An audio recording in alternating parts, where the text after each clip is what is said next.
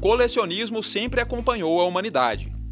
Desde a pré-história, pequenos grupos preservavam objetos aos quais atribuíam valor afetivo, cultural ou simplesmente material. Atividade herdada e institucionalizada pelos museus modernos a partir do século XVII. Pesquisa no Museu Antropológico é o tema de hoje do Viver Ciência. O museu é um serviço público voltado para o público. É um lugar de memória, onde se guarda aquilo que tem sentido e significado para as populações de modo geral. O museu pode fazer parte de todas as obras que são representativas do trabalho do homem e das suas relações sociais de um modo geral. Nós podemos ter como obras no museu documentos, objetos, saberes, fazeres, memórias, histórias de vida. Essas obras são apresentadas ao público através de exposições, sendo substituídas de tempos em tempos. Uma tarefa que exige cuidados especiais para que os acervos sejam devidamente preservados. Nós precisamos de pensar, primeiro, num espaço físico adequado, em ambientes que são preparados, tanto em termos de climatização, como também de equipamentos. Nós precisamos de pensar nos recursos humanos que são especializados, formados por museólogos, por conservadores, restauradores, documentalistas, entre tantos outros, né? E precisamos também de pensar na própria população, né? Quem é que vai usufruir desse acervo? Então, como que esse acervo pode ser usado? Nos dias de hoje, um dos maiores desafios do museu é conseguir sensibilizar o público. Segundo dados do Ministério da Cultura, mais de 90% dos brasileiros nunca visitaram esse espaço. Nós não temos muita ainda cultura de frequentar os museus, né? Principalmente no Brasil, isso é muito carente. Então, um dos grandes desafios que nós temos hoje é estreitar essas relações com a população de um modo geral, seja o público estudantil, seja as populações, os grupos vulneráveis, enfim, toda a população. O museu é de todos, ele não é de ninguém, mas ele é ao mesmo tempo de todos nós e ele deve ser ocupado. Olá, no Viver Ciência de hoje estamos falando sobre pesquisa no Museu Antropológico. Nossas convidadas são a mestra em artes e restauradora de bens culturais, Mônica Lima de Carvalho, e a estudante do curso de Museologia da UFG, Veridiana Marques. Bem-vindas ao Viver Ciência. Muito obrigada, é um prazer estar aqui com vocês. Obrigada pelo convite. Bom, a gente foi até o mercado da Vila Nova para saber quais são as dúvidas dos goianienses sobre museus. Vamos conferir. Meu nome é Wanda Maria Galon Muniz. Eu queria saber como os museus do Brasil ou do Goiânia estão sendo mantidos, com que dinheiro? Mônica, por favor. Realmente é uma questão difícil, né? Dada a crise geral que nós estamos passando e principalmente na educação. O museu ele vem sendo mantido ultimamente através de projetos que são apresentados para os órgãos, né, financiadores como o IBRAM, IFAM, e no Ministério da Educação, mas muitas vezes os projetos são contemplados, mas não são de fato financiados. Então, nós temos mantido os museus, de uma forma geral, com o orçamento do governo, né? Então, só daí dá para a gente ver que a situação não é fácil, né? Principalmente o momento atual que nós estamos vivendo. Nós estamos trabalhando, funcionando com custo zero. Tá? Então, realmente, infelizmente, a nossa realidade não é boa. Próxima pergunta na tela. Augusto, eu queria saber se existe assim um curso para a pessoa que trabalha no museu. A Veridiana faz esse curso, né, Veridiana? Fala pra gente como é. Eu faço o curso de Museologia na Universidade Federal. Na verdade, o museu ele é um espaço multidisciplinar, né? Ele pode reunir diversos profissionais de áreas de conhecimento diversas, né? O curso de museologia, por exemplo, ele consegue formar profissionais capacitados para trabalhar na área de museu. Esse profissional ele consegue planejar, administrar um museu, organizar e gerir um acervo museológico, pode proceder com o registro e a documentação de objetos museológicos também, realizar exposições, também elaborar ações educativas e ações culturais dentro do museu. Na verdade, o leque de atividades para o museólogo dentro do museu ele é bem grande. E esse profissional também pode atuar em outros espaços, né, outros espaços culturais e que realiza também algumas ações museológicas. Mais uma pergunta? Meu nome é Elza Bulhões. Eu queria saber como as obras no museu são protegidas para evitar roubos. Veridiana? Bom, na realidade o museu tem poucos recursos para conseguir criar mecanismos de segurança. O que a gente consegue identificar nos museus de Goiânia é que geralmente esses museus eles utilizam de guarda, que é a vigilância humana, câmeras de segurança ou alarmes, né? Mas o ideal seria criar plano de segurança e de emergência, que consiste em criar medidas de prevenção e proteção para minimizar os riscos e as perdas causadas por sinistros, né, de qualquer natureza, incluindo roubos, que na verdade não são só roubos, pode ter desastres naturais, como chuvas ou incêndios também, né? Então, a elaboração de um plano, ela ajuda o museu a elaborar melhor como lidar melhor com essas questões da segurança. Bom, Viver Ciência faz agora o seu primeiro intervalo. A gente volta em 2 minutos. Ainda hoje, você vai conhecer uma pesquisa sobre as bonecas de cerâmica Carajá expostas no Museu Antropológico. E ainda, vai saber quando foi criado e como funciona o Museu da UFG.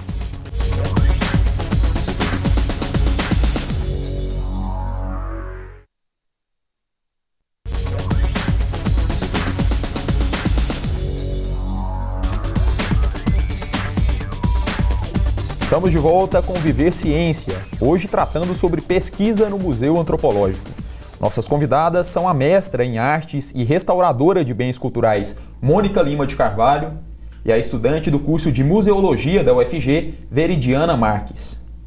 O Museu Antropológico da UFG apoia e desenvolve diversas pesquisas acerca dos habitantes e dos costumes da região Centro-Oeste. Um desses estudos foi realizado com as índias da tribo Carajá e suas famosas bonecas de cerâmica. Vamos acompanhar a reportagem.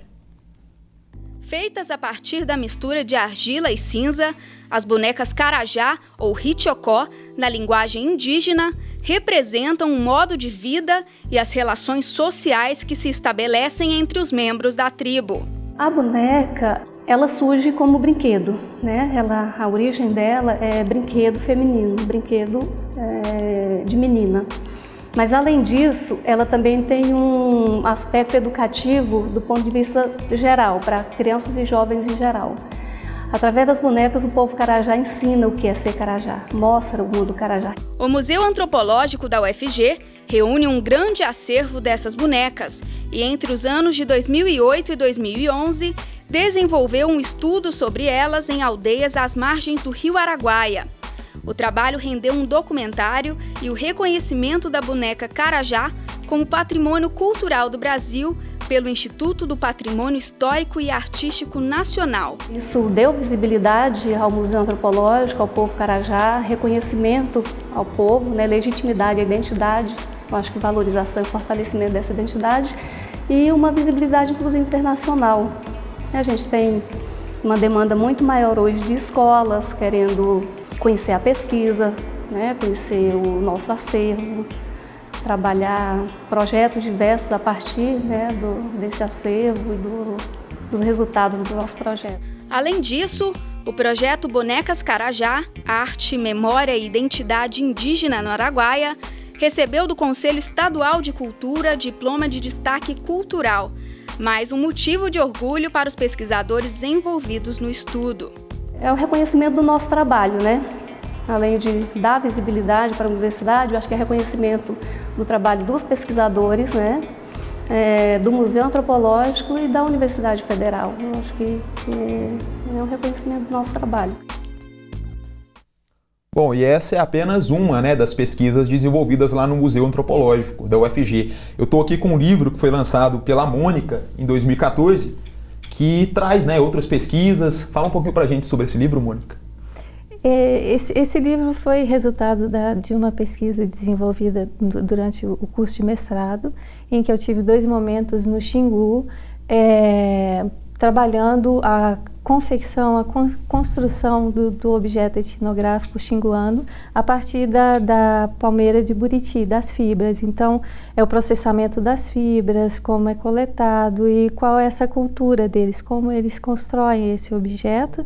E partindo do material, né, da cultura material, é o que a gente chama do objeto materializado, mas para construir vem o imaterial. É como você poderia comparar assim, um museu tradicional e um museu virtual. Seria uma coisa tradicional, mas para você alcançar, você tem que ir pelo imaterial, pelas vivências que não são tão visuais assim. Então, esse trabalho foi um trabalho que me permitiu entender o funcionamento de como os objetos têm que ser, por exemplo, conservados, como que esses objetos podem ser expostos, né? Como foi mostrado no vídeo, a confecção traz muita informação para o profissional da área de conservação e restauro, porque esse profissional ele só pode conservar e restaurar se ele entender a construção desse objeto. Ele vai saber, por exemplo, se pode acrescentar uma tinta, um pigmento tal, ou se ele tem que ir para a aldeia, macerar, construir, confeccionar esse produto que vai ser introduzido no objeto. Ok. Mônica, quantas peças que existem atualmente lá no Museu Antropológico? Nós temos categorias de coleções, né? Os objetos etnográficos, nós temos por volta de 6.000 objetos, se eles estivessem todos catalogados, inventariados, mas está sob a guarda do museu, da universidade, que o nosso museu tem a característica de ser universitário. E os objetos arqueológicos, né?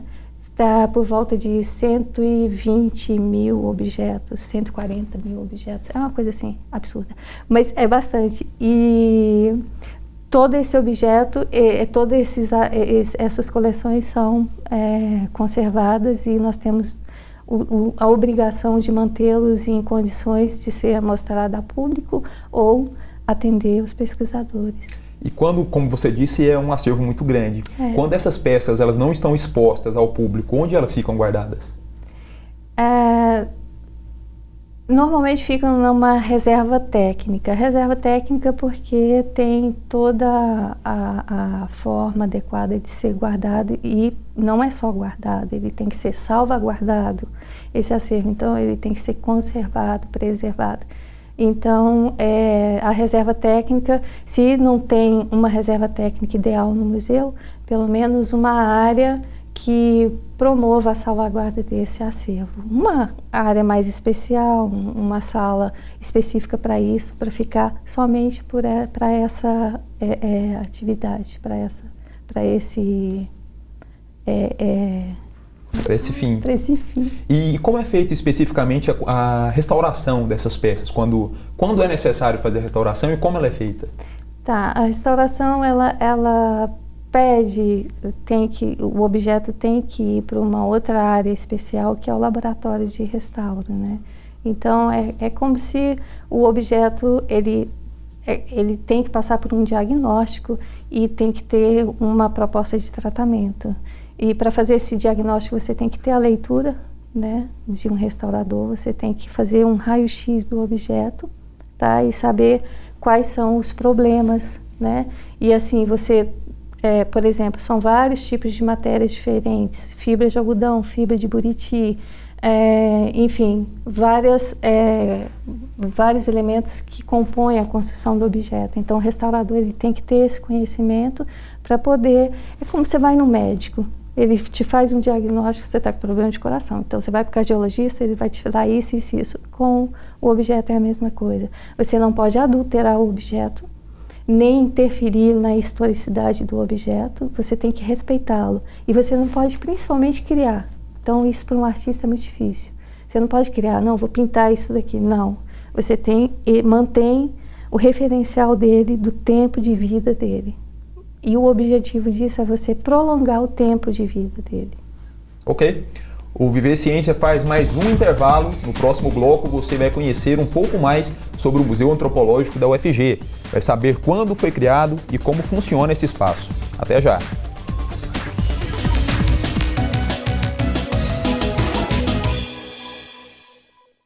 Bibliografias são todas as fontes que um pesquisador consulta para poder desenvolver o seu trabalho, né? A ciência é feita a partir de informações pré-existentes e essas informações que normalmente estão escritas ou hoje estão disponíveis na internet são consultadas e é a partir delas que o pesquisador desenvolve o seu trabalho.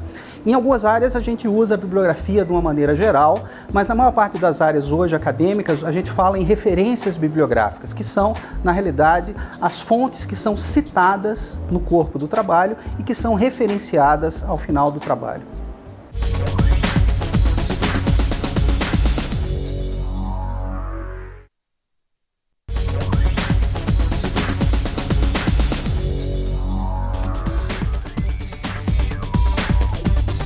Estamos de volta com Viver Ciência, hoje falando sobre pesquisa no Museu Antropológico. Vamos conhecer um pouco melhor então esse espaço que fica localizado no setor universitário aqui em Goiânia.